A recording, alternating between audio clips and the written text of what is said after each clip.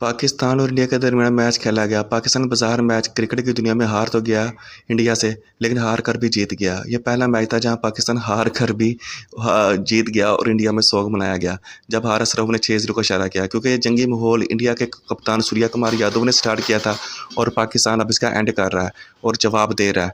अब मैच नहीं, जंगी माहौल पैदा कर दिया गया इंडिया की जानब से कि ये जंग है जैसे, और स्पोर्ट्समैन स्पिरिट का पूरा उन्होंने मलिया मेट किया उसको, और अब इनको जवाब मिल रहा है हारिस रऊफ की और दीगर खिलाड़ियों की तरफ से भी। रोनाल्डो ने भी इसका इशारा कर दिया और दीगर खिलाड़ियों ने भी इंडिया की ये छेड़ बना लिया 6-0 वाली और जहाज वाली।